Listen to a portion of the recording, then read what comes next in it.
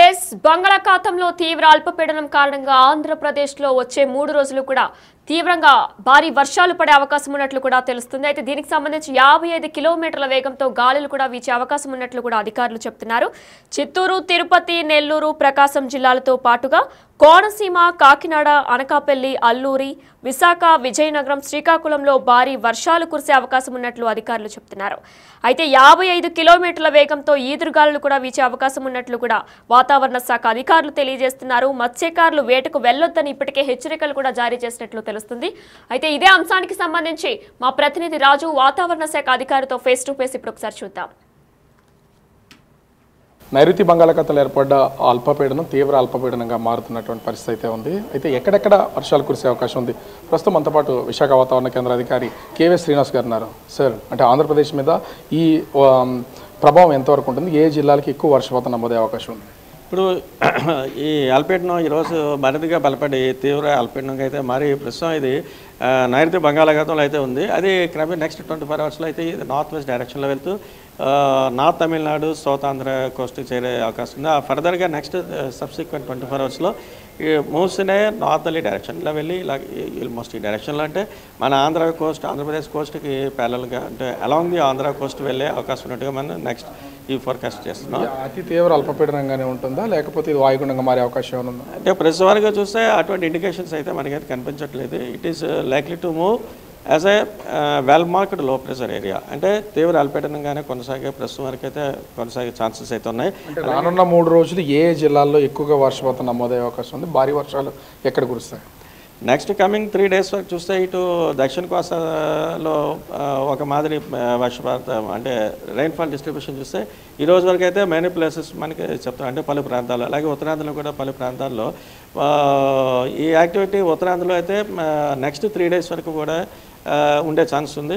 అలాగే ఈ రోజు వరకు చూస్తే మనం ఒక భారీ వర్ష సూచన మాత్రమే ఇస్తున్నాం కొన్ని జిల్లాలకి. ఇటు రాయలసీమలో ఉంటే తిరుపతి జిల్లా, నెక్స్ట్ నెల్లూరు, ప్రకాశం, దక్షిణ కోస్తాలో, ఉత్తరాంధ్రలో ఇది అనకాపల్లి, విజయనగరం, విశాఖపట్నం, కాకినాడ ఈ జిల్లాలకైతే ఈ రోజు వరకు భారీ వర్ష సూచన ఇస్తున్నాం. రేపటికి ఇది rainfall intensity likely to increase further.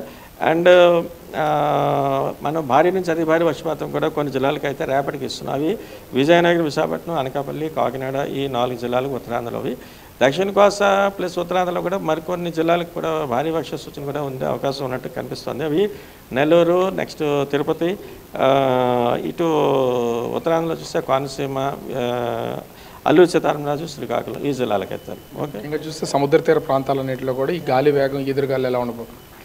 ఈ గాలుల తీవ్రత క్రమేపీ పెరుగుతుంది. ఆల్రెడీ ఇప్పుడు స్క్వాల్ ఈవెంట్స్ మనం దక్షిణ కోస్తాలో అయితే చూస్తున్నాయి. గంటకి 35 నుంచి 45 కిలోమీటర్స్ వరకు విస్తరించున్నాయి.